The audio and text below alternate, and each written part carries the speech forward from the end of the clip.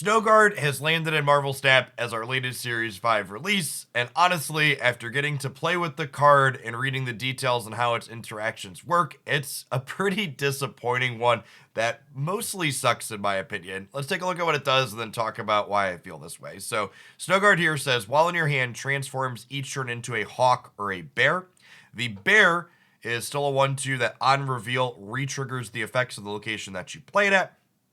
And the bird, on reveal, ignores all location abilities next turn. So, when I initially read this card, I was kind of excited for it. I thought there were going to be a lot of interesting and neat things we could do with it, but the way that it actually interfaces with a lot of these locations in practice just makes it borderline useless. For example, the bear cannot re-trigger any locations that have timing restrictions. What do I mean by this? Well, it means that Asgard says it explicitly triggers after turn 4, meaning you can't play the bear to Asgard when you're winning it and draw 2 more cards.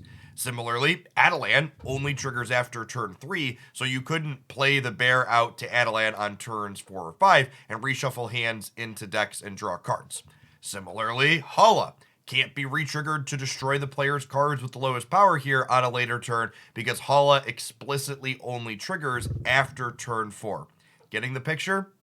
This left me thinking, well, maybe we could leverage this in something like Cerebro 2 to mitigate location variance, you know? Turning off something like the negative zone for the final turn of the game could be really useful in that archetype, but in Enter Reality of how the card works again, you can disable the negative zone for a turn during the game. However, even if you disable the negative zone on turn 6, after the game, when who's winning is calculated, the negative zone reactivates and is not disabled during those final moments of the game when the winner is decided, meaning Snowguard on the Hawk side can't even disable that. And that's before you consider the fact that you don't control which side Snowguard is on each turn. So even if she did work that way, which she doesn't, you would still only be able to do it 50% of the time.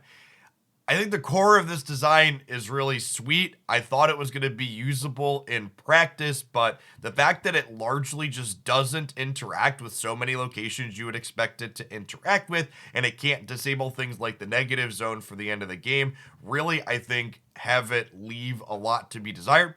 You'll notice that this video has a bunch more time left on it. I have a deck highlight today that I think the actual deck itself is fun, but I definitely would not recommend spending tokens on Snowguard for it. You're going to see her activate a couple of times over the course of the games to minimalist effects. You can judge for yourself after seeing her in action, but I am thoroughly underwhelmed and definitely would not recommend you spend your valuable collector's tokens resources on this release as she currently functions. While Snowguard is kind of and I wouldn't recommend you craft her for this deck, it is an absolutely stunning piece of artwork here when fully animated. If you don't open this card randomly from a reserve, I'd recommend replacing her with Iceman or your favorite other 1-drop in this deck. We have what I usually title Flaming or Movement Bounce here, since we are leveraging the Human Torch inside of this bounce shell. The basic idea of putting Snowguard in this deck was these movement style cards tend to suffer a bit from location variance with things like Miniaturized Lab or Space Throne, to name a couple, and Snowguard theoretically smooths that out a little bit, albeit inconsistently. This build of the archetype is actually something I had played a lot of before Darkhawk existed, and I think it's a ton of fun, especially when your Human Torch really gets going. So the bounce package here, for those not familiar, is Beast plus Falcon let us return cards to our hand. So both of these can send Human Torch and Iron Fist back to our hand to let us play them out again. So you can Fist into Human Torch, get a 4-power thing, bounce them, Fist into Human Torch, get an 8-power thing, bounce them again, get a 16-power thing, etc. If we mix Cloak into the Mist, Human Torch easily gets up into the double digits worth of power, which is quite impressive. The rest of the core of this deck is just kind of the Hit Monkey bounce deck stuff that we have going on, since we're going to be playing out a lot of cards, as well as things like Angela here for another big payoff stat line that we're interested in putting into play. At any rate, if you enjoy the game highlights that I have for you here today, be sure to snap that like button. Hopefully, so see you back again real soon for some more Marvel Snap content here on YouTube. And this is unfortunately another deck that's a Killmonger deck.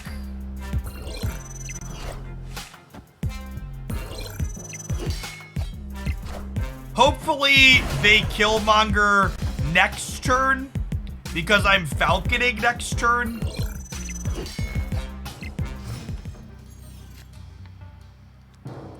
Is the hope here?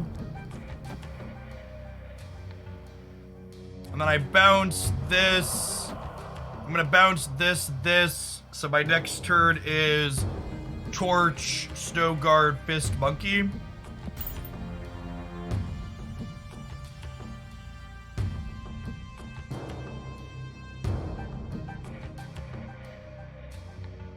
Killmonger is there to allow new people to compete early. I mean, is that really true? Killmonger is not very good in any of the best decks right now. Aren't they going to wave now? I mean, maybe. Our deck just never beats the wave, so you just mostly play like it doesn't exist, and then you leave when it pops up. We can play around a Killmonger here. We can't play around a wave. You're never going to be able to beat everything. Pick your battles. Yeah, Deadpool hopefully makes wave less likely.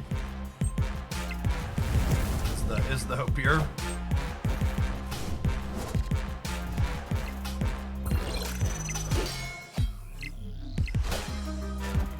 Did we get him? Got him.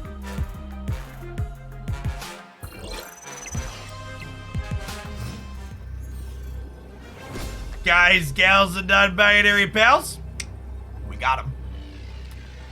All right. Fist, the Torch, Snowguard, Hit Monkey.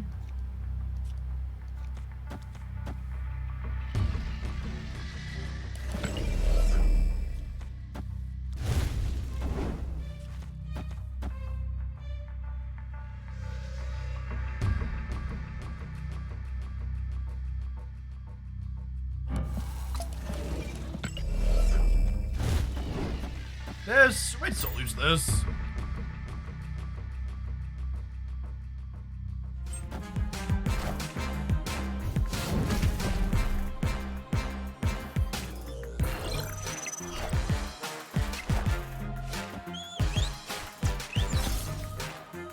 We win the breaker? I think we win the breaker, right? We're gaining 10 over here.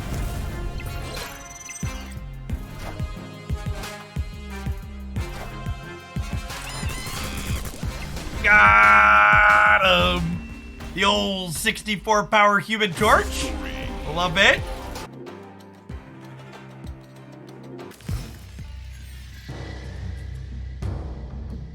I hope Lorcana has a digital version. Will this be a full-time Disney IP stream? Digital Lorcana. Please surprise me, Disney. Give me a digital version.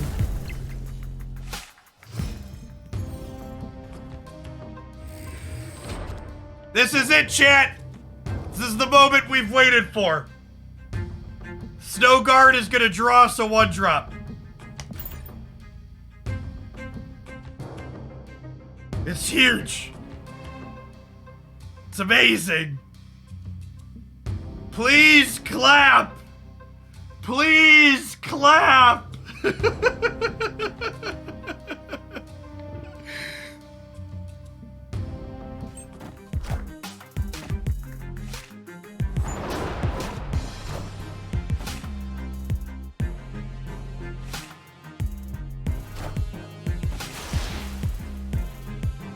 You know what's funny?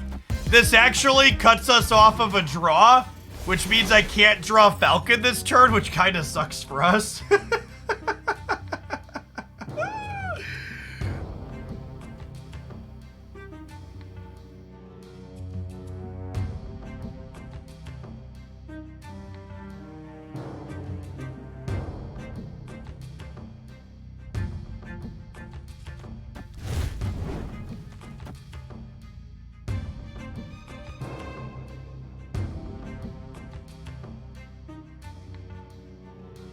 I think we do this, and then I hood next turn into Demon, Mysterio, Hitmonkey, Snowguard on the last turn. Friendly neighborhood Spider-Man here. They didn't Spider-Man the Avengers compound? Excuse me?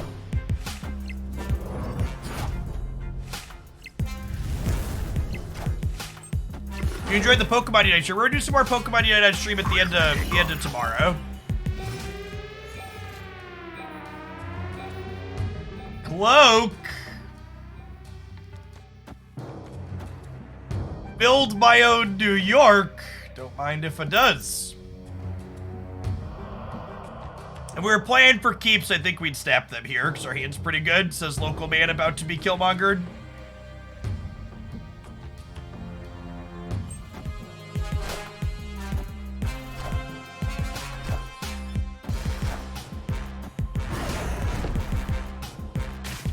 Okay, Sunspot's incredible for us. It means that Killmonger is off the table.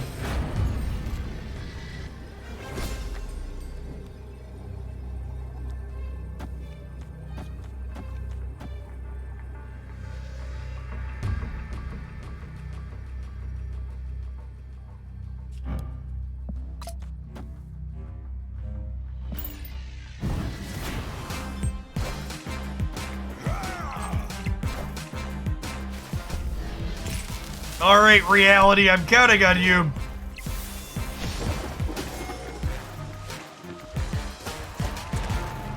Okay, we're good?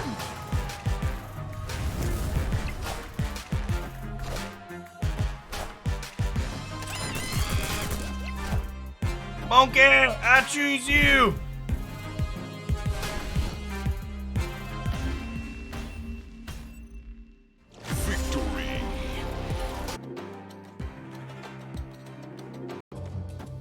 Doing this.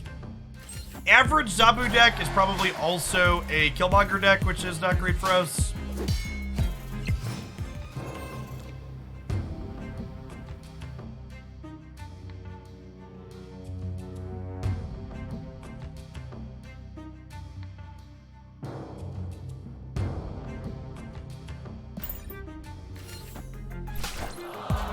Just passing. Okay, Luke Cage makes Killmonger a little bit less likely. Rewarded for waiting. I go Human Torch into here. It's gonna end up at 6, and then we cloak it to somewhere else.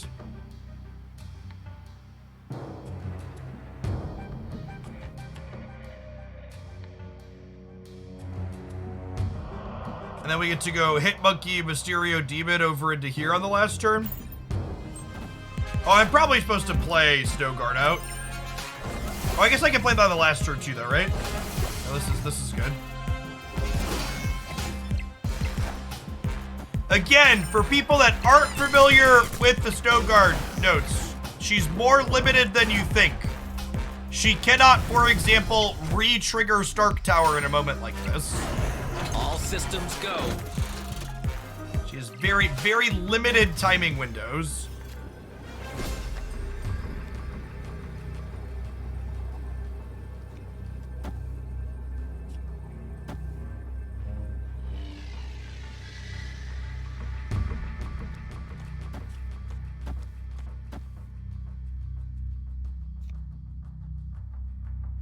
I think we just do this. This is going up to 12. And then she's gonna get triggered by the Mysterio. We win here a lot of the time.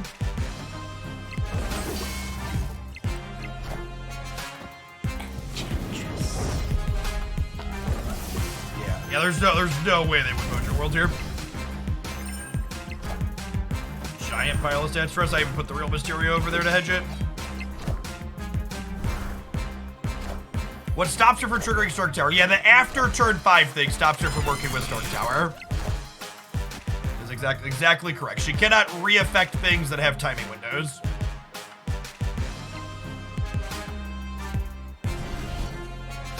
Even if the real Mysterio had been here, we were gonna win. Victory.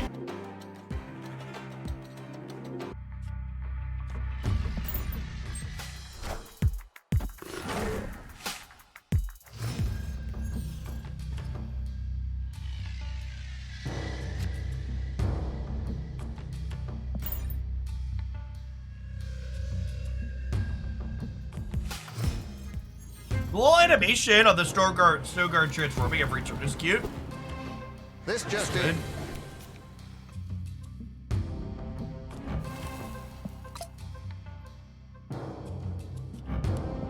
So, and again, we could Snowguard to ignore, it ignores locations next turn, right? So I have to do this on turn 6 or turn 5 to get around this.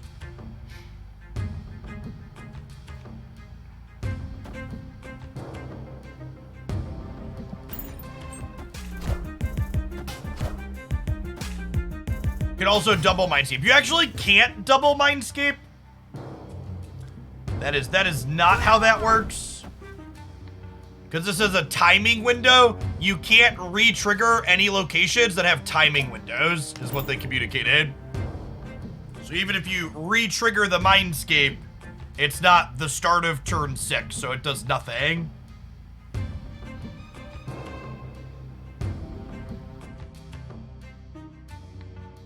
Yeah, Daily Bugle we could re-trigger. This card's pretty limited. We're gonna try some things with it today, but I'm not expecting this card to be great with how limited she is.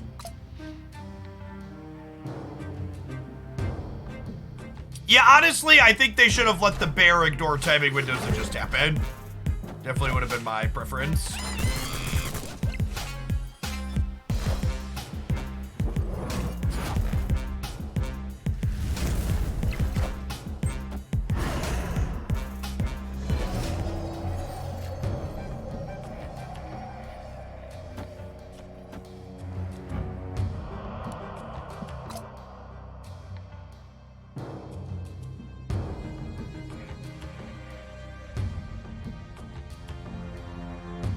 I don't think I can play out Cosmo. We're gonna play Snowguard to turn off the Mindscape.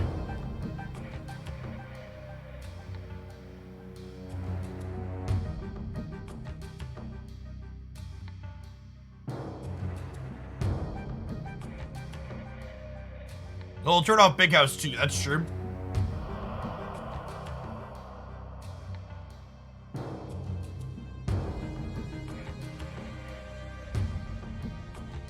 Why not Cosmo the middle? Because they might be moving their Cosmo to the right with the cloak, and I want the flexibility to play Hitmonkey in the middle.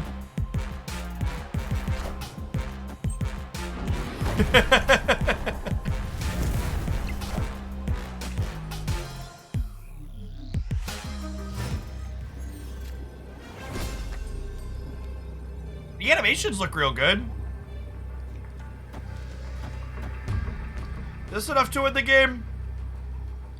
This is 1, 2, 3, 4, 11. I'm going to 17 in the middle. Yeah, that's probably good enough. They did an excellent job with the animations for Snowguard.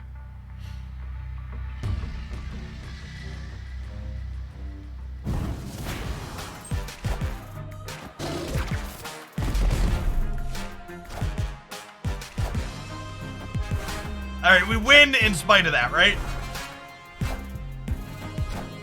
Yep.